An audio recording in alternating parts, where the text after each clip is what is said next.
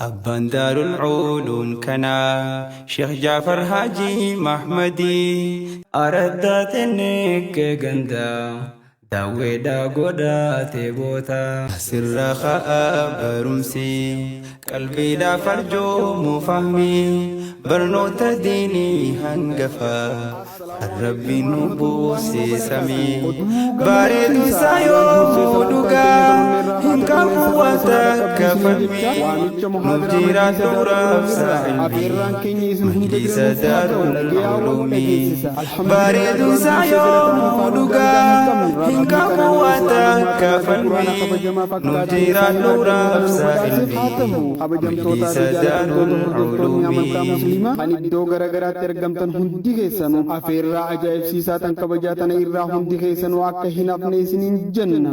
Ulamaa nidduubiyatihin yaa adeemu dur lafkaraan fageenya keessa dabra rakkoolee haalaan jajjabeenya.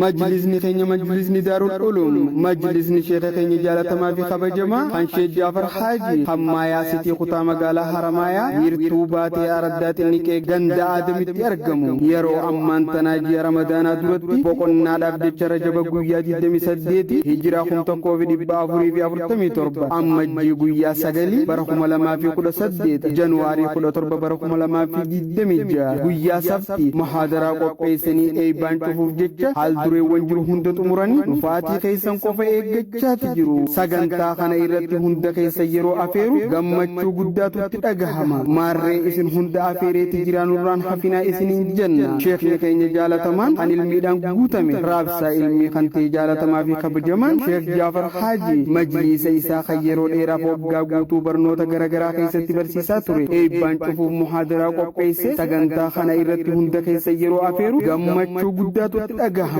Maarree isin hunda afeereeti jiraanurraan hafinaa isiniin jenna.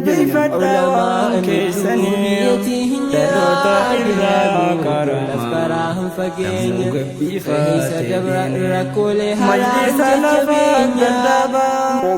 manarra jara hundaanii diinoo so'anaaf seekamuu keessanuu majlisni daarul ulum kan Sheekh Jaafar Haaji kan Araddaatiin bara ilmi sagantaa qopheesse kana irratti ulamaa arguu fi munashidootaa fi hundi keessanuu barsiifadha maqaan sheekanii fi munashidoota sagantaa kana irratti affeeramanii Sheekh Usmaan Durbii Ustaaz Ahmad Suleymaan Dr. Rayyaan Sheekh Abdoo Daamootaa Ustaaz Anas Muhammad Sheekh Abdoo dabalatee warri maqaan isaanii qalbiidhaa farjoo mufahmii barnoota diinii hangafa rabbiin nubuusi samii bareedu